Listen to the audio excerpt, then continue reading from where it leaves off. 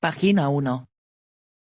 Arquitectos de la cultura de la muerte, Donald DeMarco y Benjamin de Wicker, 2007. Nota del editor. Me parece a mí, oh Sócrates, y quizá también a ti, que la verdad segura en estas cosas no se puede alcanzar de ningún modo en la vida presente, o al menos solo con grandísimas dificultades. Pero pienso que es una vileza no estudiar bajo todo punto de vista las cosas que se han dicho al respecto, o abandonar la investigación antes de haberlo examinado todo. Porque en estas cosas, una de dos, o se llega a conocerlas, o si esto no se consigue se agarra uno al mejor y más seguro entre los argumentos humanos y con este, como en una barca, se intenta la travesía del piélago de la vida. A menos que no se pueda, con más comodidad y menor peligro, hacer el paso con algún transporte sólido, es decir, con la ayuda de la palabra revelada de un dios. Platón, Fedón. La frase la cultura de la muerte se utiliza como un término general que abarca el aborto, la eutanasia y otros ataques a la santidad de la vida. En Arquitectos de la cultura de la muerte, los autores Donald DeMarco y Benjamin Wicker exponen la cultura de la muerte como una ideología intencional y malévola promovida por pensadores influyentes que atacan específicamente la creencia central de la moral cristiana en la santidad de la vida humana y la existencia del alma inmortal del hombre. En una prosa académica pero fácil de leer, DeMarco y Wicker examinan las raíces de la cultura de la muerte presentando a 23 de sus arquitectos, entre ellos Ayn Rand, Charles Darwin, Karl Marx, Jean-Paul Sartre, Alfred Kinsey, Margaret Sanger, Jack Kevorkian y Peter Singer. Aún así, este no es un libro sin esperanza. Si la cultura de la muerte se basa en una visión fragmentada de la persona y un eclipse de Dios, el futuro de la cultura de la vida depende de una comprensión y restauración del ser humano como persona y del redescubrimiento de un Dios benévolo. El personalismo de Juan Pablo I es un hilo iluminador que recorre a los arquitectos y sirve como un antídoto esperanzador. Aborto, suicidio asistido, eutanasia, creación y utilización de embriones humanos para experimentación. Son temas de continua actualidad en la discusión pública.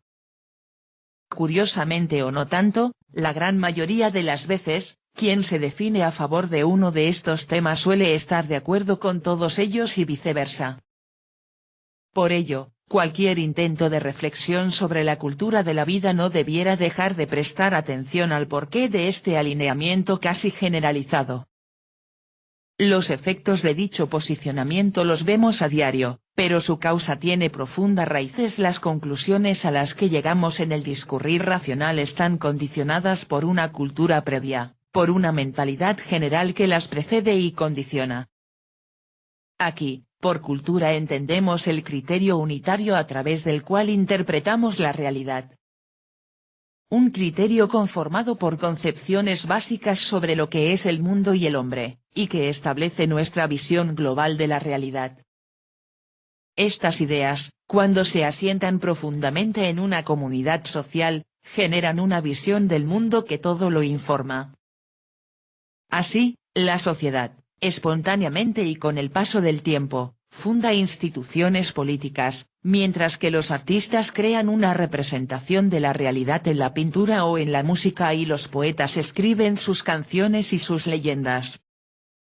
De este modo se manifiestan esas ideas previas y así consiguen estar presentes en toda la vida social, configurando un universo ético y estético en el que, a su vez, nuestro criterio se va afianzando y desarrollando.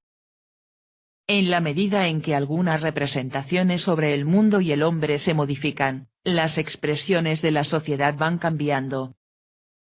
El arte románico difiere del renacentista como este del barroco. En los diversos modos de recrear la realidad se trasluce la mentalidad de los tiempos que los originaron. Por sus obras los conoceréis, y de este modo vemos cómo, hoy en día, en Occidente conviven dos culturas, tan separadas e irreconciliables que de hecho son dos civilizaciones distintas. puede que no lo percibamos con total claridad pues, dado que una ha nacido dentro de la otra, de momento comparten un mismo techo, una historia común y una aparente convivencia. El catedrático de Princeton Robert P. George, una de las figuras más destacadas del ámbito jurídico norteamericano, lo ha definido como un choque de ortodoxias. Si tuviéramos que simplificar al máximo cuál es la divergencia de origen que explica todo lo demás, podríamos expresarlo del siguiente modo. Para una persona representativa de la mentalidad tradicional, heredera de la civilización judeocristiana, el mundo con todas sus limitaciones e imperfecciones, está ordenado hacia el bien y el hombre, que ha sido creado para vivir en él, por su radical apertura a la trascendencia no encuentra su fin último ni en sí mismo, ni en la creación, ni en la sociedad. Pese a ello, con la razón es capaz de abrirse paso en este valle de lágrimas, es capaz de mejorar las cosas y de mejorarse así, de comprender una parte del mundo que le rodea y de afirmar que su vida es un don que tiene sentido tal y como es. Por el contrario, el otro lado parte de una no aceptación. El mundo está mal diseñado, pues de estarlo bien, sería inconcebible que el hombre tuviera que vivir con el dolor. Es imposible que el sufrimiento tenga sentido. Desde esta postura, la existencia se convierte necesaria e inexorablemente en una afirmación del momento. Mientras sea posible alcanzar algún placer, la privación del mismo es absurda. Cuando no, un acto de supresión de la vida es el coherente colofón con el que concluir la misma. Toda limitación a la voluntad humana es, pues, una restricción que, simplemente, no se puede aceptar. Ello origina una cadena irrefrenable de rupturas. Primero con cualquier ligadura que la vida social haya generado. Es la quiebra de los vínculos que previamente fueron establecidos por el hombre en el desarrollo histórico de nuestra civilización, plasmados en las instituciones tradicionales. El deseo de afirmarnos sin vínculos acaba con la negación y alienación incluso de la realidad más material, palpable y próxima.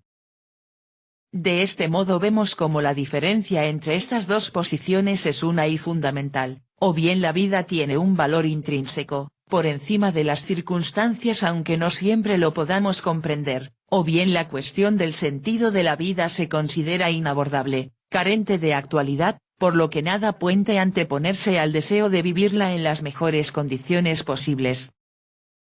Por descontado, que en muchas ocasiones las personas que defienden algunas de las tesis de la cultura de la muerte no tienen este proceso explicitado en su argumentación consciente, y sacan conclusiones desde una buena intención sincera, así es especialmente en temas como la eutanasia o la experimentación con embriones, ya injustificable en la cuestión del aborto desde que la tecnología pudo demostrar la vida del niño en el útero.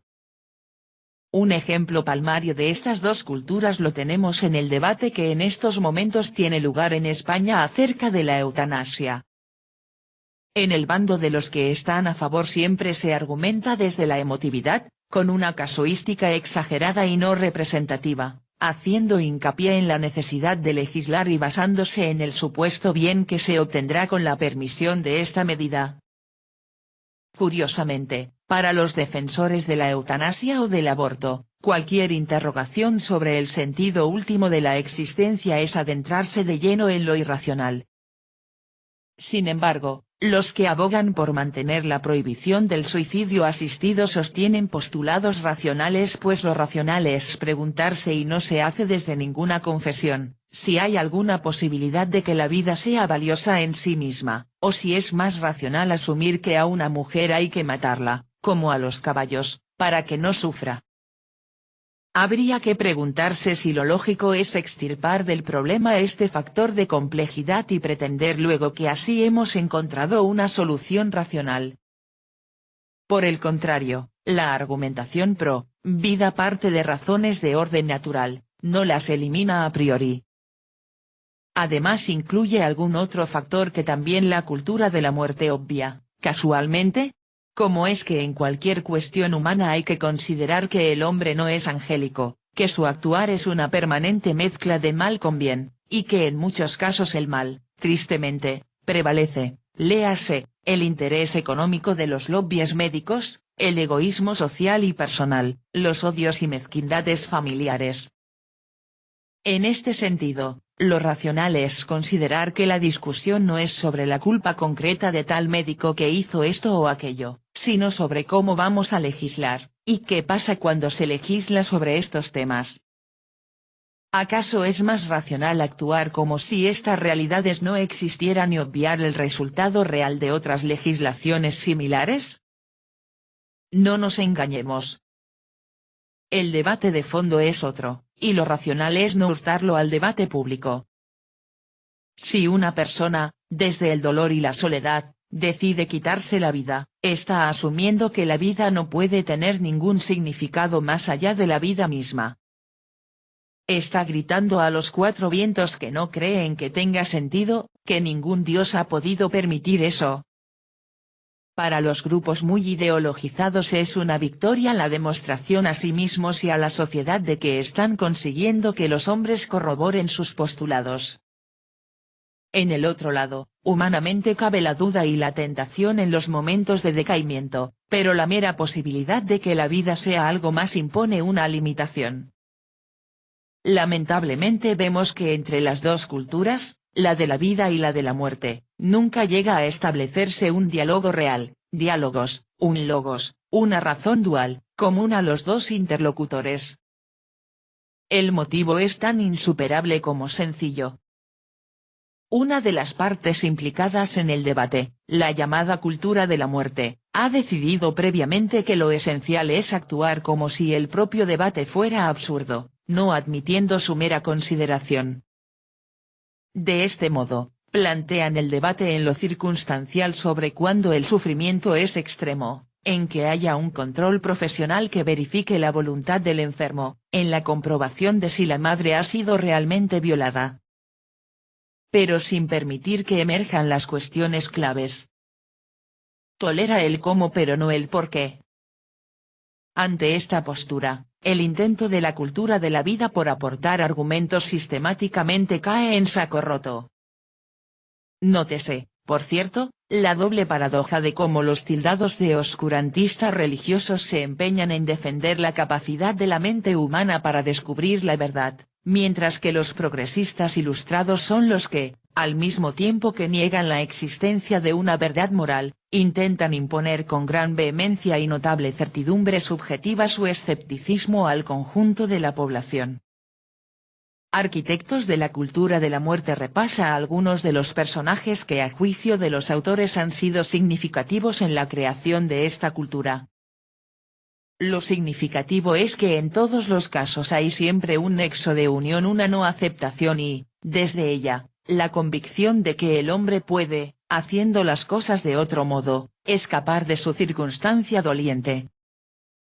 Porque esta es la gran cuestión, si el sufrimiento es intrínsecamente inhumano, o si, de acuerdo con Dostoyevsky, hay una belleza capaz de asumir el sufrimiento y salvar al mundo. Antonio Argones. Página 12.